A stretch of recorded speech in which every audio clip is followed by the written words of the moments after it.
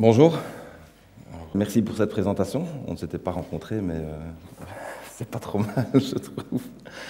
Je vais vous parler un peu de moi quand même, parce que Eduardo, notre hôte, que je remercie pour cette invitation, m'a quand même un peu bousculé et m'a demandé de ne pas rester dans ma zone de confort. Donc, PyTech, c'est vrai, c'est devenu une passion, c'est devenu ma vie, c'est du matin jusqu'au soir, le samedi et souvent le dimanche, parfois aussi.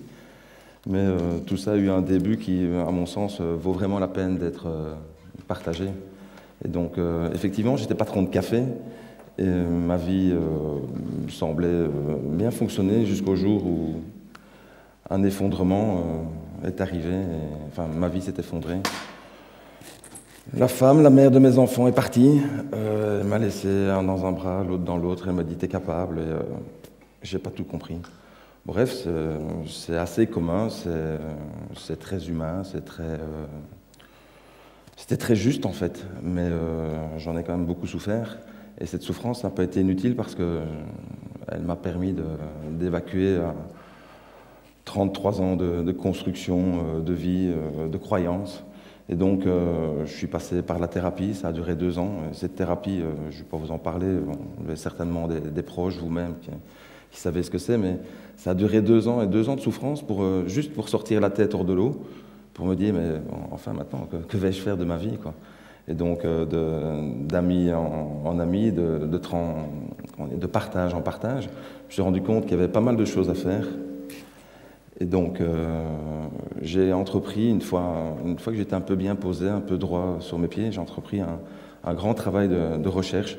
Et j'ai exploré pas mal de directions au niveau du développement personnel pour faire un gros package. Donc, ça a commencé par du coaching, ça a suivi par des séminaires, des formations. J'ai rencontré des astrologues, j'ai fait des stages chamaniques, j'ai vu toute une série de personnes et ça a quand même duré 2 ans. Tout ça pendant que j'étais toujours patron de café. Et heureusement, je n'ai pas sombré dans l'alcool, ce qui aurait été assez simple. Et pendant ces 2 années, j'ai vraiment pu constituer comme ça une valise à outils qui m'ont permis un peu de me sentir bien dans toutes circonstances, à savoir la confrontation. Et tous ces outils m'ont permis ce que j'appelle ma transformation. Et ils m'ont permis d'être là aujourd'hui, en l'occurrence. Pouvoir prendre la parole en public, pouvoir regarder les gens, les caméras, prendre un micro, expliquer ce que je fais, ce que j'aime.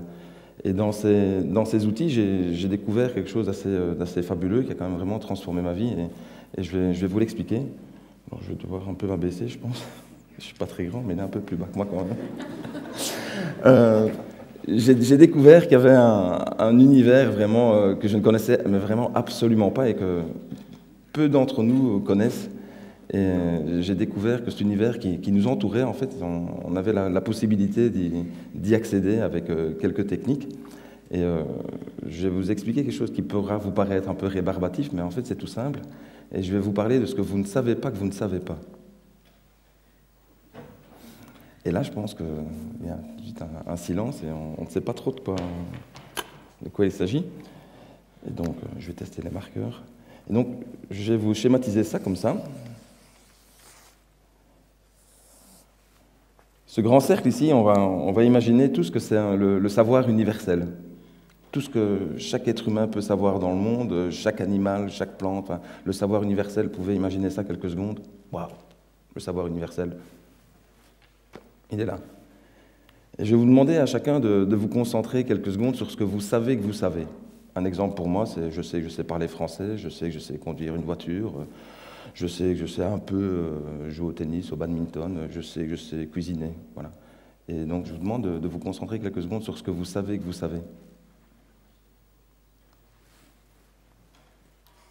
Et si je fais un graphe, je pense que par rapport au savoir universel, mon petit camembert de savoir, je vais essayer de repasser sur la ligne. C'est pour le schématiser, voilà. Ça, je pense que... Et encore, j'étais très gourmand, hein, parce que on va peut-être l'imaginer en 3 dimensions. Et ensuite, maintenant, je vais vous demander de vous concentrer sur ce que vous savez que vous ne savez pas.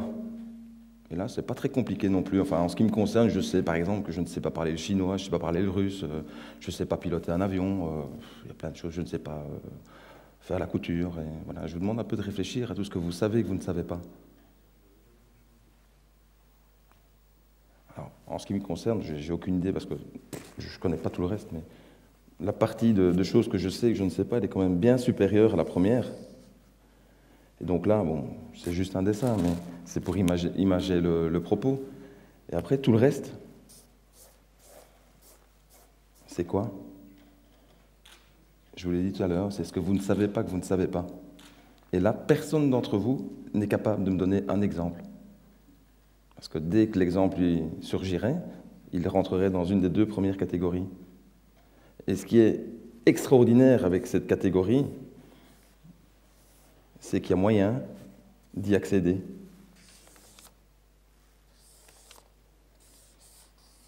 Et ça, j'ai découvert dans un séminaire. Donc jusque-là, ça peut paraître rébarbatif, mais c'est assez simple. Et ce que je ne savais pas à mon propos, et c'est ce qui est très irritant avec ce genre de choses, c'est que tout mon entourage était au courant, sauf moi, c'est que je ne savais pas que je n'écoutais pas. Alors, tout le monde me le disait, je dis, ben non, moi je t'écoute, j'ai entendu ce que tu as dit. Alors c'était, je me souvenais, ma femme qui est partie, la mère de mes enfants, je ne l'écoutais pas. Mes enfants, je ne les écoutais pas. Mon personnel, je ne les écoutais pas. Mes parents, je ne les écoutais pas. Et donc ça a duré comme ça pendant 30 ans, j'écoutais personne, j'étais sûr que tout fonctionnait, que tout allait bien dans ma vie. Et le choc de la séparation m'a fait prendre conscience que je devais vraiment m'ouvrir et développer une série de compétences et vraiment pouvoir passer à autre chose. Et donc, je ne savais pas que je n'écoutais pas. Et en fait, l'écoute, c'est assez simple, à la fois compliqué et simple. Parce que beaucoup d'entre nous n'écoutons pas non plus. Et je vais vous expliquer comment on fait pour écouter, parce que c'est vraiment une petite technique qui est assez simple et vraiment très puissante. En fait, pour écouter, la seule chose qu'on ait à faire, c'est d'écouter. Mais, ce que nous faisons en réalité, c'est que nous pensons. On a une petite voix qui nous dit, là, juste maintenant, je suis sûr qu'elle dit, tiens, c'est bizarre ce qu'il dit. Ou une autre petite voix qui dit, tiens, je suis d'accord. Ou une petite voix qui dit je ne suis pas du tout d'accord, mais quel con ce mec, enfin bref. Et donc, chaque fois que nous pensons, nous ne sommes pas en train d'écouter. Et donc, avec de l'entraînement, une fois découvert et une fois avoir accepté que nous n'écoutons pas, on peut faire un espace comme ça pour découvrir tout cet univers qui se trouve là et être en contact avec les autres. Et pourquoi je vous parle de ça? C'est parce que cet événement, ce fait de m'ouvrir aux autres et de pouvoir enfin écouter, ça m'a servi tout au long de ma nouvelle vie. Ça m'a permis de transformer ma vie, ça m'a permis de m'ouvrir. Et donc, la deuxième partie de mon exposé, c'est de vous montrer que la transformation, une fois que vous l'avez en vous, ça s'expanse. C'est un projet qui continue. Donc, j'étais patron de café et il fallait absolument que ça s'arrête, ma vie, j'en pouvais plus. Et pour faire assez vite, j'ai voulu la transformer. J'ai vite compris que la construction écologique était quelque chose qui me touchait profondément grâce à toutes les rencontres que j'ai pu faire. Et j'ai commencé en montant un projet immobilier. Je ne savais pas trop où j'allais, évidemment. C'était la première fois pour moi, j'y connaissais rien. Et vraiment, toutes les rencontres que j'ai eues autour de moi m'ont tout de suite guidé, m'ont tout de suite conduit vers la construction en paille. Et donc, je me suis formé, parce que quand vous savez ce que vous voulez, vous pouvez rentrer dans cet univers que vous ne connaissez pas, et vous pouvez l'apprendre. Et je me suis formé, et j'ai tout de suite découvert l'immense étendue de ce projet, du possible de ce projet. Et donc, après avoir créé une première ASBL avec les gens que j'avais rencontrés, ça a duré 1 an, on a eu un succès phénoménal. On a rencontré des centaines de personnes, on a fait des conférences, on a donné des formations. Les télévisions sont arrivées. Je dis, mais c'est quoi ces gars qui font des maisons en paille? C'est un peu bizarre. Et donc, ça a vraiment été le tapis rouge. Les plus grands sont venus nous rencontrer. Quand je parle des plus grands, c'est les plus grands de la construction en paille. Et ils sont venus nous aider, surtout, parce que ça a été vraiment beaucoup de partage. Et puis, on a pu monter pas mal d'expériences. On s'est retrouvés ici à Louvain-la-Neuve pour faire des premiers tests de construction. On nous a ouvert les portes. J'y connaissais rien, mais je me dis, mon Dieu, l'université, le laboratoire du génie civil de Louvain-la-Neuve va accueillir Philippe avec ses murs en paille, mais que se passe-t-il?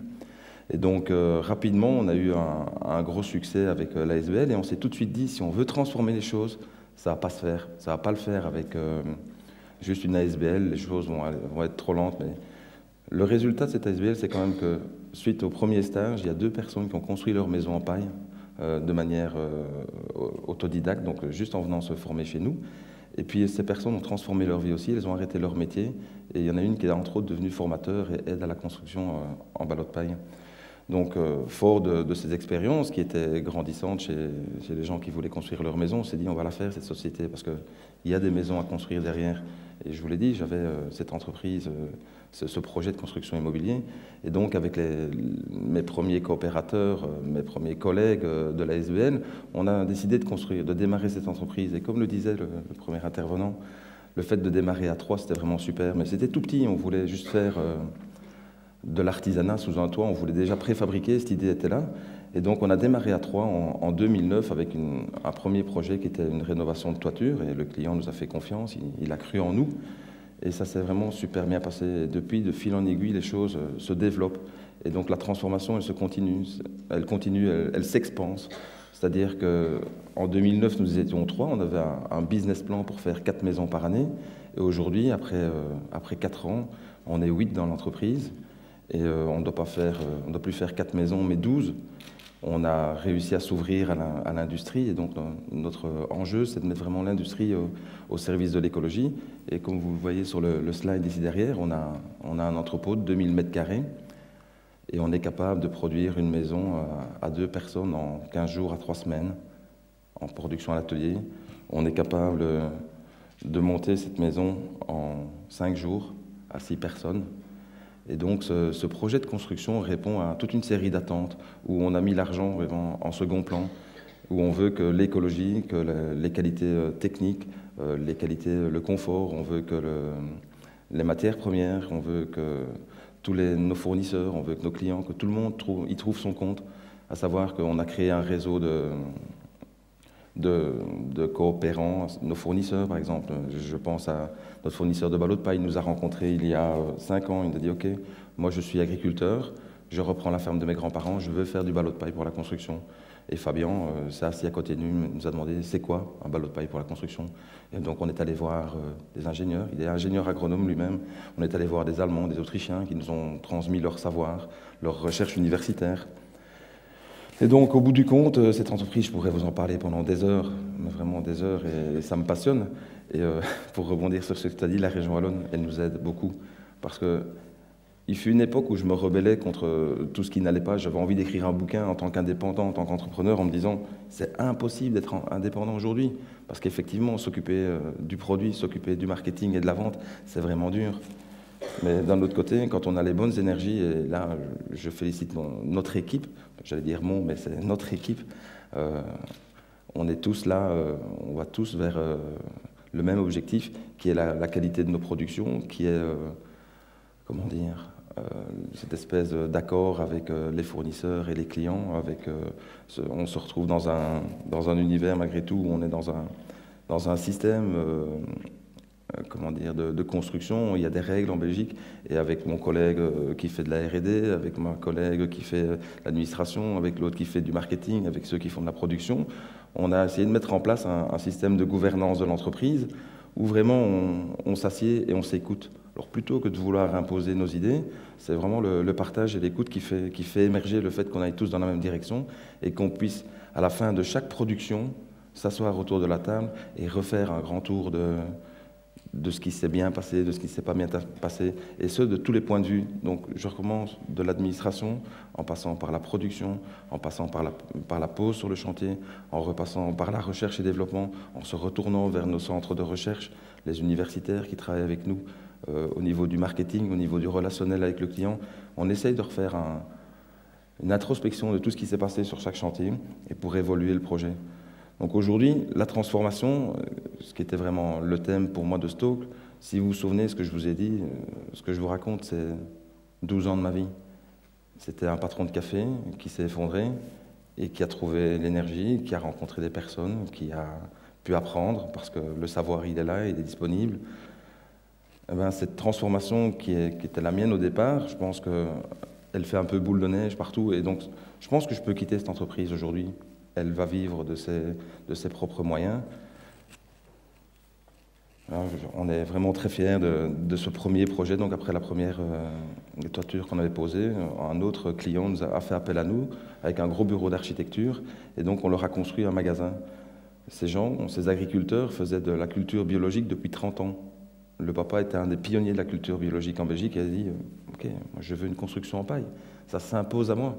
Je cultive local, je collecte local, je vends local.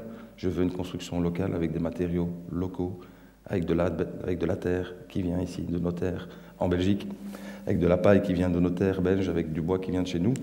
Et donc ils nous ont fait confiance et après pas mal de mois de travail, parce que c'était très dur, l'industrie, c'est un univers qu'on ne connaissait pas, mais on a réussi à faire 300 mètres carrés de parois. On les a posés en 5 jours et leur magasin fonctionne. Ils n'ont pas encore allumé le chauffage. Ils récupèrent quand même l'énergie de leur frigo pour fonctionner. Et donc on est vraiment très très fiers de ce projet. Alors, une autre transformation, c'est qu'aujourd'hui, notre entreprise, moi j'ai 45 ans, on est capable de faire 12 maisons par année. Si je fais ce métier pendant 20 ans, je vais encore faire 240 maisons. Ça ne m'intéresse pas trop, de faire 240 maisons dans ma vie. Chaque année, on donne 40 000 permis d'urbanisme en Belgique. Et si je ne transforme pas les choses en pouvant aider la construction écologique à avancer, j'ai l'impression que je serai passé au travers de ma cible. Il faut savoir que quand on construit une maison avec des matériaux naturels, je ne parle pas que de la paille, on a un gain en CO2 qui est vraiment positif. Même si on utilise des ponts roulants à l'atelier, même si on utilise des semi-remorques, même si on utilise des grues, quand on fait un bilan carbone d'une construction, on arrive à un stockage de 20 tonnes de CO2. Donc on pourrait résorber la dette CO2 de la planète si tout le monde construisait en matériaux naturels. Je pense qu'on a une vraie réponse aujourd'hui industrielle, financière, économique, humaine à la construction écologique et à ce problème de CO2. Alors, je ne sais pas si j'aurais réussi mon talk, parce que j'avais l'intention de vous partager vraiment la transformation. Je ne sais pas si j'ai pu faire naître chez vous l'envie de peut-être transformer quelque chose, que ce soit simple en se disant je vais enfin me mettre à ranger mon garage ou mon grenier, ou que ce soit je vais me mettre à la guitare ou au piano, ou quoi que ce soit pour vous. En tout cas, ce que je peux vous dire, c'est que c'est disponible. Et je voudrais vous laisser avec 3 citations que j'adore. La première, c'est Einstein qui disait la folie, c'est de faire toujours la même chose et de s'attendre ou même à un autre résultat. Et la deuxième, je ne sais pas qui a dit ça, ce sont des gens ordinaires qui font des choses extraordinaires. Et alors la dernière qui me fait sourire, c'est peut-être un Africain qui a dit ça, mais un éléphant, ça se mange en tranches. Voilà. Je vous remercie pour votre écoute et je remercie encore nos autres.